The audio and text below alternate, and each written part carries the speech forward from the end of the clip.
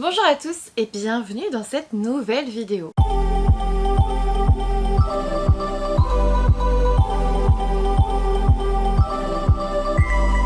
Aujourd'hui, il s'agit d'un book haul, le book haul de juin. Je sais, on est fin juillet, je suis légèrement en retard, mais vous l'avez vu, en juillet, je fais un peu moins de vidéos parce que c'est juillet. Et pour le coup, j'avais peur d'oublier tout ce que j'avais acheté ou reçu en juin, donc on va le faire tout de suite. Comme ça sera fait. Je sais que vous l'attendiez en plus parce que vous avez été plusieurs à m'envoyer un petit message en mode bah alors le book haul il arrive, il est là, voilà. On va commencer par le cadeau du mois de juin. J'ai reçu de la part d'Anaïs de Sienna Book, que je remercie vraiment beaucoup, Les ailes d'ombre de Cass Morgan et Daniel Page aux éditions Robert Laffont dans la collection R.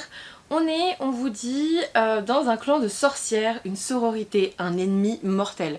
J'ai pas envie d'en savoir plus, ça fait très Halloween, donc je vais le garder pour Halloween.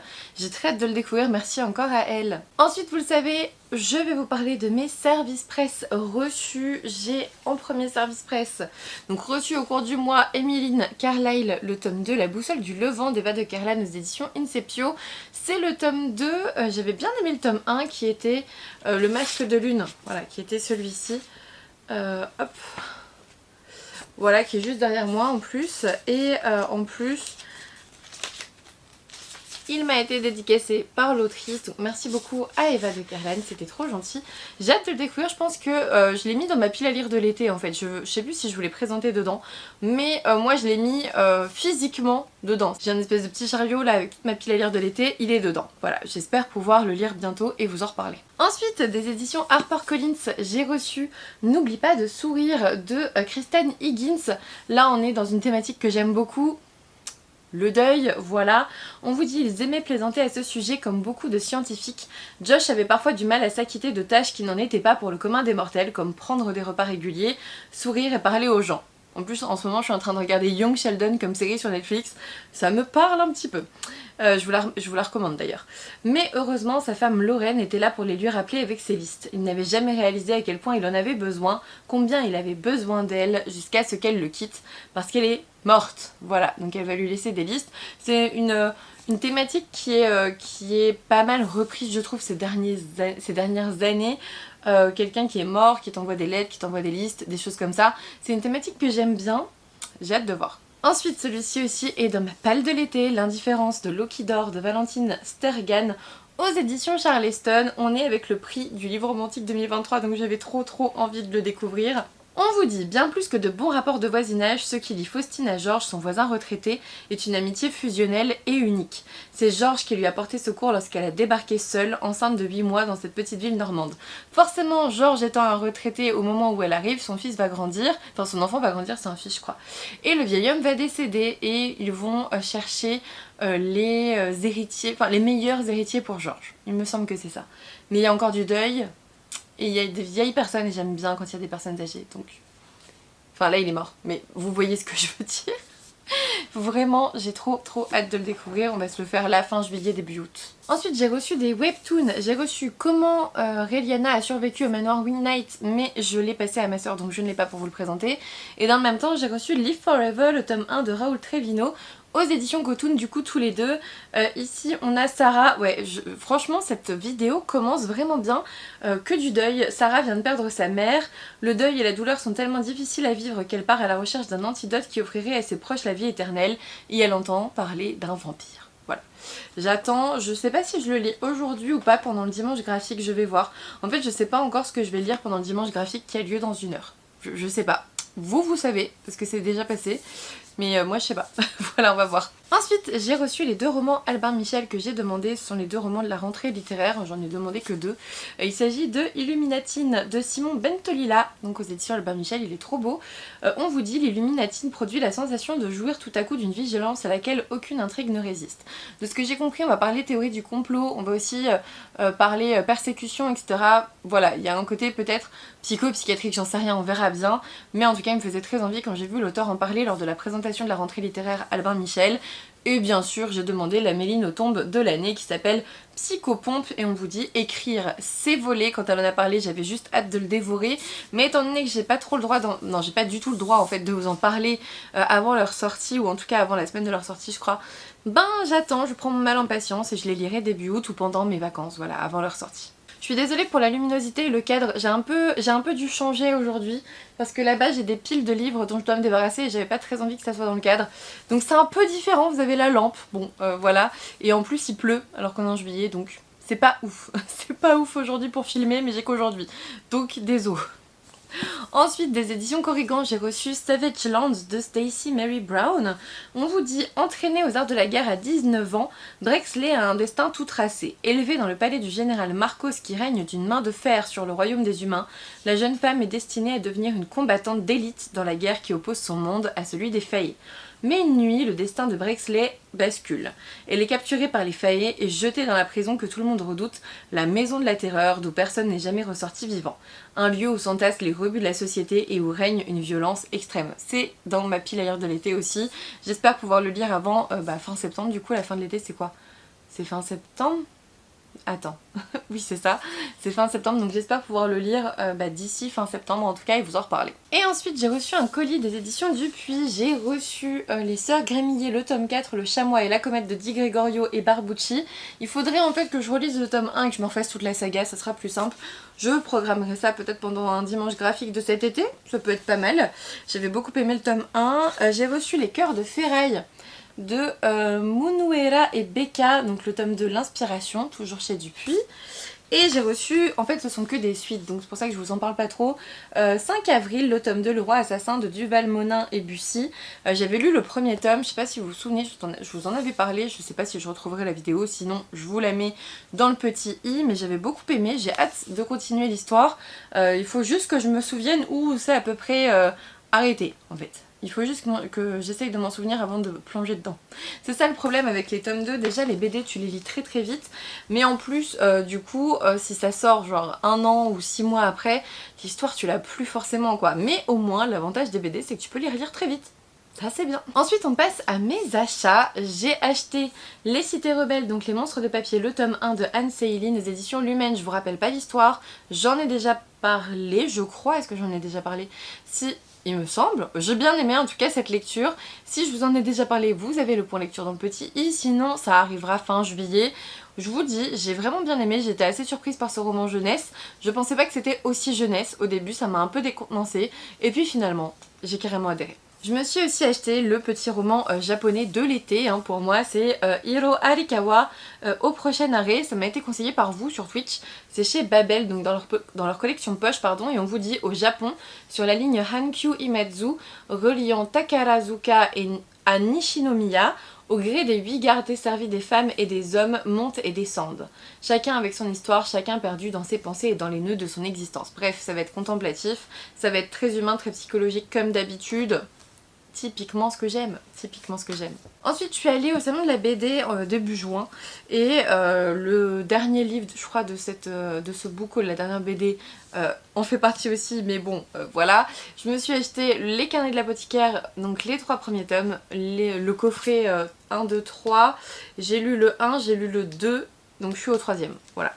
J'aime beaucoup, c'est super bien. Je savais que ça serait super bien parce que vous avez été beaucoup à m'en parler et j'avais pas encore plongé dedans.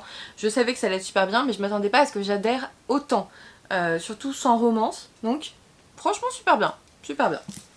Moi je suis plus habituée au shoujo en fait. Ensuite, j'ai aussi acheté La Gardienne des Papillons, c'est un colis Ulule que j'ai reçu, c'est de Kay O'Neill. Chez Bliss Edition, j'ai bien aimé, mais ça me laissera pas un souvenir impérissable. Je vous en ai déjà parlé celui-ci en point lecture, c'est sûr, j'ai dû vous parler d'autres aussi, je sais plus. Du coup, je vous invite à aller voir mon avis directement là-bas. Ensuite, toujours en juin, je m'achète souvent des poches, alors là ce sont des semi-poches. Ça m'a évité de trop dépenser en poche parce que vraiment en juin, juillet, à chaque fois c'est la razzia des poches. Mais là cette année, pas du tout. Franchement on est fin juillet, j'ai pas acheté un poche donc tant mieux parce qu'en général je les garde et je les lis pas donc tant mieux. J'ai acheté des semi-poches, donc Tuer la reine de Jennifer Esther, c'est une couronne d'épines, le tome 1, c'est dans la collection Lost Kingdom, c'est un Maxen Bookmark pour le coup. On vous dit, Evie, femme de la cour, ne peut plus reculer, elle va se transformer en guerrière redoutable pour vaincre sa cousine meurtrière, venger sa famille et sauver son royaume. Dans un monde où le pouvoir magique d'un individu détermine sa valeur, l'absence notoire de capacité de Dame Everley la relègue dans l'ombre de la cour de Bellona, un royaume imprégné des traditions des gladiateurs. Pourtant, des forces obscures rôdent au sein du palais. Lorsque sa cousine Vassilia, la future héritière de la couronne, assassine sa mère et s'empare du trône de force, Evie est prise en chasse avec le reste de la famille royale. Bref, il va falloir tuer la reine, vous l'avez compris je crois. Je pense. Il va falloir aller se venger. Et ensuite, on est aussi sur une romance fantasy. C'est De miel et de cendres, donc le jeu des couronnes, le tome 1 de Shannon Meyer et Kelly Sinclair. Toujours chez Lost Kingdom, là on vous dit toute sa vie, elle a cherché à prouver sa valeur et à être acceptée auprès des siens. Mais pour sauver son peuple, elle va devoir abandonner tout ce pourquoi elle s'est battue tant d'années. Orpheline, formée au combat, conditionnée depuis toujours à craindre le pouvoir de l'autre monde, secrètement amoureuse d'un homme qui ne veut pas de moi. Je ne suis qu'Ali, l'orpheline mi-faée, mi-humaine, mais la vie commence enfin à me sourire, il n'aura fallu que 24 ans. Je préfère m'arrêter là. J'ai eu de bons échos de ce roman, donc j'ai juste hâte de voir ce qu'il a dans le ventre en fait, tout simplement. Ensuite, je me suis pris, j'ai été très faible, je me suis pris Ses plaisirs violents parce qu'il est super beau, alors que je l'ai déjà en VO, je l'ai en VO. Je l'ai en VO, je le vois d'ici, il est peut-être même sous blister encore. Voilà, on vous dit Roméo et Juliette dans la Chine tourmentée des années 20. Je sais pas trop si ça va me plaire, j'espère franchement au prix du livre, j'espère. On verra bien, je vous montre un petit peu les en-têtes. Voilà, j'ai hâte et en même temps je me le mettrai pas tout de suite, je pense que ça sera automne-hiver 2023 là. Ensuite, vous l'avez sûrement vu dans un vlog, je suis allée à Paris avec Anaïs et Marie et j'ai ramené, premier achat Gibert de toute ma vie, j'étais jamais allée dans un Gibert, j'ai ramené les Chevaliers de Sombre Cœur et j'ai toujours pas enlevé le prix dessus. C'est de Laure Yves chez De Saxus, je ne le voulais pas en toc-toc, je le voulais pas en relié, je le voulais en brochet donc ça me va très bien, c'est un genre de réécriture des légendes arthuriennes avec des motos, des chevaliers à moto, bref. J'ai pas très envie de relire le résumé, hop. Il y avait un truc collé. J'ai pas très envie de relire le résumé, j'ai juste hâte de voir ce que ça donne et en même temps pour moi il sera plus automne-hiver aussi quoi. Ensuite, saga webtoon, coup de cœur dont j'ai hâte d'avoir la suite. J'ai acheté Seule la mort attend la vilaine de de Suol et par une histoire originale de Gwon Gyoel chez Kotun. J'ai adoré cette histoire, vraiment je vous la recommande chaudement. Je crois que je vous en parle déjà en update lecture donc n'hésitez pas à aller voir. En tout cas c'est trop bien, lisez-le. Ensuite j'ai aussi craqué pour Mysteries of Thorn Manor, donc l'édition Grimoire de Margaret Rogerson chez Big Bang, il est trop beau. Voilà, l'édition Grimoire comme ça. On vous dit retrouver Elisabeth Nathaniel et le démon Silas dans ce charmant conte d'hiver piégé au sein du manoir Thorn. Ils vont devoir en découvrir tous les secrets. Je vous avoue que j'ai pas encore lu la saga de base mais je ne pouvais pas passer à côté de celui-ci vu la beauté de l'objet. Voilà, en fait je suis passée en librairie un jour où j'étais fatiguée, pas trop le moral et tout et je l'ai pris. C'est toujours comme ça avec moi. Ensuite on arrive déjà à la fin de ce book haul, enfin déjà. J'ai acheté les Jumeaux Croche-Mort, la malédiction de Cassandra O'Donnell aux éditions Flammarion Jeunesse. Clairement un roman que je lirai à Halloween, vous l'aurez dans ma pelle d'Halloween c'est sûr. Ça me fait penser un petit peu à Mercredi au niveau de la couverture, mais on est d'accord, c'est du Halloween ça. Et puis j'avais hésité lors de notre virée à Paris, mais je me suis pris Le Retour de Saïn, le livre 1 de Maël Pau, qui est très beau, il est paru chez Hachette. On vous dit, Shai rêve depuis toujours d'aventures hors du commun. Un soir, à la lueur d'une bougie, son vœu est enfin entendu. Arrachée à sa réalité et à ceux qu'elle aime, Shai se réveille dans un monde inconnu où se mêlent créatures, magie et complots mortels. Elle ignore encore qu'un pacte la lie à Saïn, l'un des 5 astres qui veillent sur ce monde envoûtant. Il me fait trop envie, j'ai vu de bons avis dessus, je ne sais pas encore quand je vais pouvoir me le caler, mais ah il me tente bien. Il me tente bien. Je vais peut-être le mettre dans la palle de l'été aussi celui-ci, même s'il fait pas du tout été, il fait un peu automne-hiver. Et je sais pas, mais j'ai trop envie. Et puis, dernier livre de ce book haul de juin, il s'agit de Déranger de Manon et Greg Blondin chez Bambou Édition que j'ai découvert lors de leur premier salon de la tournée Déranger. C'était le salon de la BD où je suis allée et j'ai pris les carnets de l'apothicaire. Du coup, ça m'a été dédicacé, j'ai eu des stickers, regardez la belle dédicace. Voilà, et je l'ai lu. Je vous en ai pas encore parlé ici, je sais plus. Je suis pas sûre de vous en avoir déjà parlé et en vrai c'était tellement bien. Ça m'a tellement fait réfléchir. Il faudrait même que je le relise là que ma démission a été acceptée. Enfin acceptée dans mes délais. Parce que En fait, ça vous invite à sortir un peu de votre zone de confort, de votre quotidien, à changer ce qui ne va pas finalement dans votre vie et à faire des choix qui sont importants pour vous et uniquement pour vous et pas en pensant aux autres ou à ce que les autres vont penser, etc. C'était une super BD, vraiment je vous incite à la lire peu importe votre situation actuelle, personnelle, professionnelle, lisez-la, c'est super bien. Vous avez de très très belles réflexions, il y en a que j'ai prises en photo tellement j'ai adoré, donc on en est là, découvrez cette BD, elle est géniale. Moi j'attends la suite avec une grande impatience en tout cas.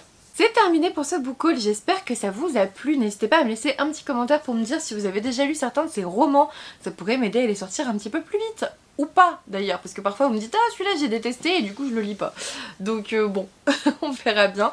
En tout cas je suis très contente de vous retrouver dans ce format bibliothèque, même si j'ai dû bouger un peu le cadre et que c'est moins joli. Tant pis, hein, on s'y fera. Mais je suis contente en tout cas de vous retrouver par ici, sans forcément passer par un vlog. Ça m'a un petit peu manqué, je vous avoue, ça fait un moment que j'avais pas filmé. J'espère en tout cas que ça vous plaît, n'hésitez pas à me laisser un petit pouce bleu, à vous abonner si ce n'est toujours pas fait. Et puis moi je vous dis à bientôt pour une nouvelle vidéo.